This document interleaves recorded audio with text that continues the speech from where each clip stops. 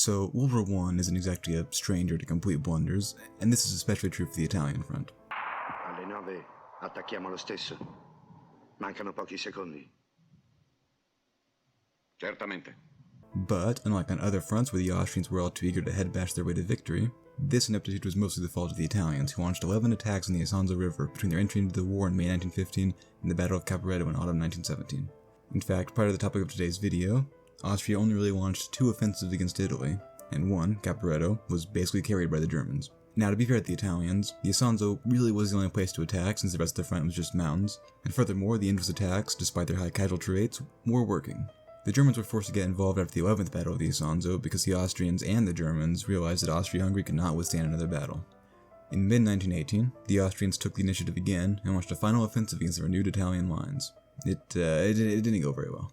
With the game Isonzo having released a map about this battle a few weeks ago, and having written a research paper partially about this battle a few months ago, I figured I may as well get around to starting this YouTube channel since I've been planning on it for a while now.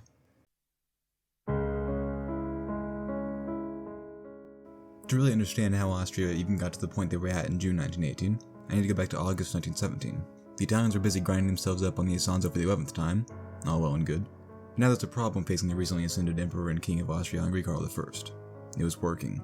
So Karl wrote to the German Emperor Wilhelm II, claiming that the 11th battle, quote, has led me to believe we should fare worse than a 12th, requesting the Germans cover for Austrian divisions in the east, as well as wind artillery, so the Austro-Hungarian army could go on the offensive. This was also the conclusion that the German High Command came to themselves. They believed another battle would certainly break the Austrians' untenable positions, possibly sending shockwaves elsewhere that could collapse the Habsburg Empire entirely. This would be very bad for the Germans, obviously, so this was to be avoided at all costs. In the end, the Germans over-delivered and directly sent 7 divisions for the offensive. Earlier in the year, Austrian intelligence cracked the Italian codes and basically knew the conditions of the Italian lines in and out, and they quickly singled out Caporetto because its defenses were incomplete and poorly done, as well as its strategic entrance to the flatlands of Friuli.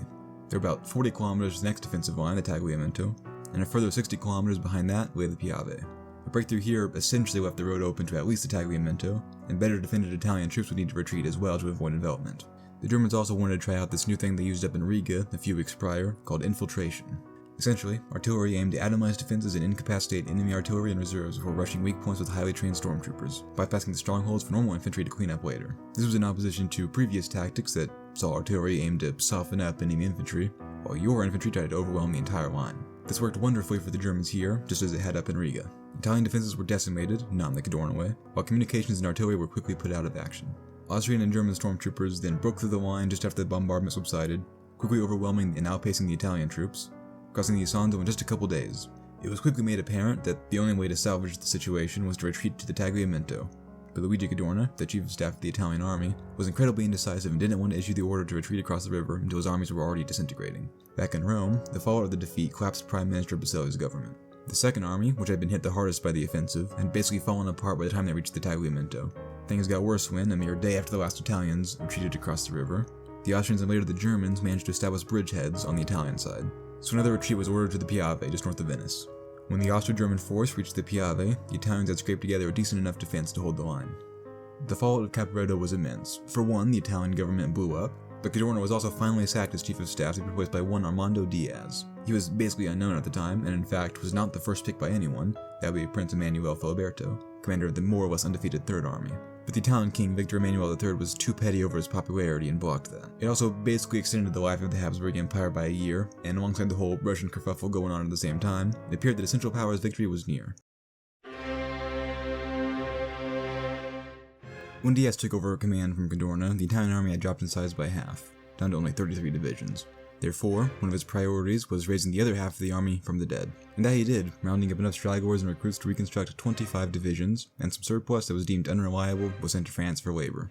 He also restructured the Italian army, splitting it into 6 well-sized armies, avoiding the Goliath size of the Second Army prior to Caporetto. Furthering this concept of debloating the military, he devolved decision-making to lower levels, similar to the German system that allowed them to exploit breakthroughs like in Riga, Caporetto, and soon in France. He also decentralized and streamlined the chain of command to allow for proper fluidity between armies and offices. He also decided that shooting stragglers, and at least according to some sources, reintroducing ancient Roman decimations was perhaps not a good way of treating soldiers, so he ended such practices and further reformed the way the Italian army was treated. Rations, pay, and days for leave were increased, soldiers were given free insurance, families were immediately paid death benefits, canteens selling food and goods were brought to the front, etc., etc.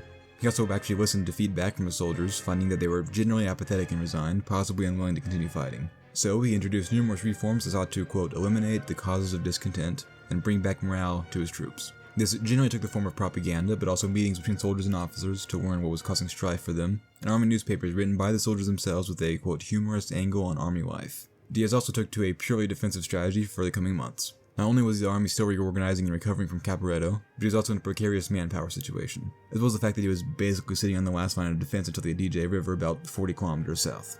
All things considered, if an offensive went poorly and or saw high manpower losses, the Italian situation may very well end up dead in the water. He kept offensive operations to an absolute minimum, only launching very limited operations with special RDD troops between the Asiago Plateau and Monte Grappa that served only to strengthen the defense. Even when the Allied Supreme Commander, Ferdinand Foch, begged him to launch an offensive to relieve the German Spring Offensive in May 1918, he refused and maintained the defensive doctrine. Back in Central Europe, a new crisis was brewing, not on the front lines, but between the two allies of Austria and Germany. As far back as December 1916, shortly after he ascended to the throne, and certainly by February 1917, Emperor Karl had begun approaching the Allies for peace talks. He used his wife's brother and an officer in the Belgian army, Prince Sixtus de Bourbon-Parma, as an intermediary, indirectly communicating with French statesmen, including the French president, Raymond Poincaré. The French were absolute in their claim to Alsace-Lorraine, and they would not be willing to cede that claim in a negotiated peace. The French also wished for the assured independence of Belgium and Serbia. Karl agreed to these points, including the relinquishment of Alsace-Lorraine. The talks fell through because of Germany's refusal to negotiate over the territory, as well as Italian demands for all of the territory promised to them in 1915. Although these talks fell through during 1917, they would come back to bite Karl in 1918. In April, not long after the Treaty of Brest-Litovsk pulled Russia out of the war, and while the Spring Offensive was underway, the Austrian Foreign Minister, Ottokar von Czernin, attacked French Prime Minister Georges Clemenceau in a speech, claiming that he was blocking a peace deal with the Central Powers. In response, Clemenceau published Emperor Karl's letters, including his friendliness towards France's, quote, just claims to Alsace-Lorraine. The Germans were, obviously, very pissed to see their ally so willing to cede their land, and a month after the Sixtus Affair, the two emperors Wilhelm II and Karl I met in Spa, occupied Belgium. Here, the Habsburg Empire's reliance on Germany to survive came full circle, and the future of the multi-ethnic empire was placed firmly under the German boot. Austria was to be bound to Germany through a, quote, pan-Germanic, political, economic, and military union, and Austria would support the Spring Offensive with their own attacks into Italy. This is where all the preludes converged to a single point, and the topic of today's video. Austria was now committed to an offensive against the reformed and respirited Italian army at the Piave. This was the make or break for Austria-Hungary. If the line broke, the territory up at the Adige River and possibly beyond would be vulnerable, including Venice, a mere 30 kilometers behind the Piave. But if the gamble failed, the rapidly diminishing confidence in the military and the Habsburg Empire as a whole would collapse entirely, possibly culminating in its dissolution before the war was even over. The goal of the offensive was not necessarily to totally rout the Italian army like at Caporetto, but instead to threaten the front enough that the Italians would at least begin peace negotiations, while France was being beaten in by the Germans. To achieve this, two very different minds clashed in the planning room. On one hand, there was the strategic mastermind of Franz Conrad von Hotzendorf, who led the Austrian armies to swift and rapid defeat in 1914. I might make a video about this guy later down the line, but all you really need to know right now is that he is more or less entirely responsible for Austria's poor performance throughout most of the war. Karl knew this, and Hotzendorf's power was gradually eroded essentially from the second that he ascended to the throne, and he finally dismissed Hotzendorf in March 1917. Hotzendorf actually requested retirement, but Karl insisted he remain in the military, and he was instead placed in command of the South Tyrolean Army Group. Hotzendorf was adamant on a two-pronged defensive, one prong towards Venice and Padua in the east, and the other from the Asiago Plateau in the west. Theoretically, this would make the entire Piave line untenable, but this was the same mistake Cadorna had made numerous times, and his end was head bashing on the Isonzo. The front would be too broad, and the troops too poorly supplied to keep up the offensive for long. On the other hand, you had Svetozar Borovic, the only South Slavic field marshal in the entire Austro-Hungarian military. Borovic had a very different outlook on the war as a whole. He believed the Central Powers could not win, and that the military should spare its dwindling resources for the issues that would arise when the war was over. He correctly assessed the issues with Hotzendorf's two-pronged offensive, and was adamant on concentrating forces towards Venice and Padua, but this was not to be. See, for as much as I love Emperor Karl, he was a rather weak-willed man. He gave in to Hotzendorf's pressure for a two-pronged offensive rather quickly, and the date for the attack was set for June 11th. Borovic protested both the plan and the timing, the former for reasons already explained, and the latter because he believed the army would not be ready for an offensive until June 25th. In response, the date was moved to the 15th. The Austrian military was, at least theoretically, in a somewhat favorable situation. By now, the Eastern Front was wrapped up, and Austria was not very involved in the Macedonian front to the south. So, the vast majority of the 53 divisions at their disposal could be assigned to Italy. This seems well and good, but these divisions were not exactly in a great state. Divisions were down in strength by thousands of men, newly formed battalions were half strength, and desertion was prolific. Thousands of soldiers deserted every month, and about 200,000 Hungarians alone had deserted in the first few months of 1918. New manpower from the class of 1900 would be as young as 17 and untrained. The food front was in even more dire straits, as not only was the civilian population starving, but the military was too. The famine had actually culminated in a general strike in January, which reached up to 700,000 workers, and calls for revolution, like in Russia, were becoming more common. For their part, the Social Democrats were not very keen on revolution, and chose negotiation with the government. Food riots cropped up in the following months, and grain imports from the newly independent Ukraine were insufficient. The situation in the military was just as bad, as rations were cut to just 300 grams of bread and 200 grams of meat in January. A Czech NCO, Jan Triska, recorded that men could hardly walk from the hunger. The military was, in reality, hardly in the position to defend, let alone attack. Yet, many troops were indeed in high spirits. Not all, mind you, many were totally disillusioned with the war, but the idea that this could very well be the last battle resonated with many. At last, on June 15, 1918, the final Austro-Hungarian gambit was launched. At 3 a.m. on June 15th, Austrian guns opened up on the Italian lines. They attempted a repeat of Caporetto, and aimed to incapacitate reserves and artillery before piercing the line with stormtroopers. However, there were issues with this bombardment. For one, it was inaccurate, as the skies were firmly in the hands of the Allies. Many shells were probably expired as well. The Italians were also supplied with much better British gas masks that made gas much less effective. Too much artillery was dedicated to the Trentino front rather than the main prongs. Deserters and spies had also spoiled the element of surprise, which had been vital at Caporetto a year prior. About 2 hours later, the artillery moved fire further to pound the Italian rear lines and reserves. But as pontoon bridges were being dragged out, the Italian batteries opened fire themselves on Austrian forward positions. Still, the attack proceeded. Under the cover of gas still lingering on the banks of the river, Austrian stormtroopers rushed Italian forward positions, which fell quickly. Despite heavy rain, the battle started off going decently for the Austrians. About 100,000 men crossed the Piave that day, and spirits had been rekindled even further. Then the time came to expand the bridgehead. While at the Montello and Sandonà, progress was going decently, the rest of the front was pinned down just on the other side of the river. Holzendorf launched his attack from the Asiago towards Montegrappa, but he was quickly thrown back to where he started. The Italians had implemented a deep, multi-layered defense system known as elastic defense that allowed them to wear out the already weak Habsburg troops before counterattacking. The first day had come to an end, and while progress had been made, it was not nearly enough, and the Italians were still in good condition. The second day made this especially clear. With Holzendorf's attack in the gutter and his forces on the retreat, Borolovich ordered his troops to hold the line while reinforcements were deployed from the north. The Piave River rose, and washed away many of the pontoon bridges, making resupply and reinforcement incredibly difficult. Furthermore, the fledgling Habsburg Air Force was chased away by the Italian planes, while troops attempting to cross and reinforce the bridgehead were bombed by British bomber planes. Many Habsburg artillery batteries ran out of ammunition, but the Allied batteries kept up their unrelenting fire. Instead of Conrad's retreating forces reinforcing the bridgehead, it was in fact Italian troops from the mountainous region that reinforced the comrades of the river.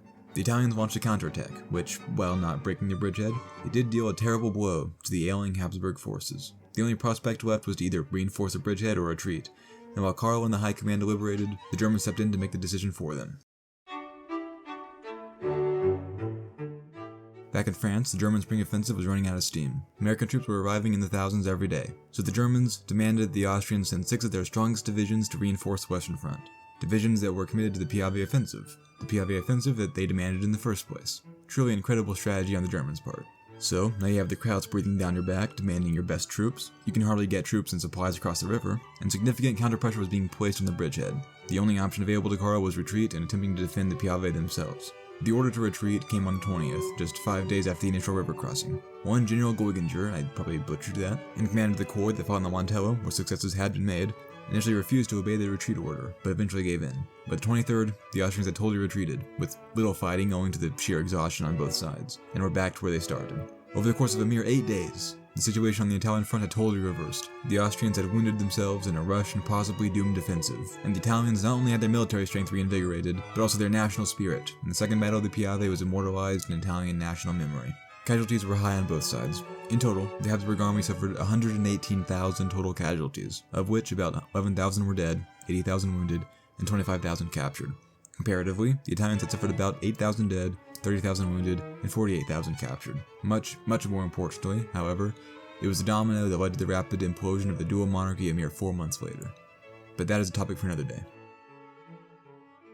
Thanks for watching the first video on this channel. I've had this idea floating around in my head for a while now, and I took initial steps towards materializing it back in early July, and the comment about Isonzo releasing a map about this battle actually spoke of it in the future tense originally. Nevertheless, I finally got around to finishing this video after the aforementioned map was released, and I hope you enjoyed the video. I'm not entirely sure what I'll cover next, but I have some ideas I'm tossing around in my head. Now, if you'll excuse me, I need to go rectify this travesty of a battle and do a world conquest as Austria-Hungary in Hoi 4.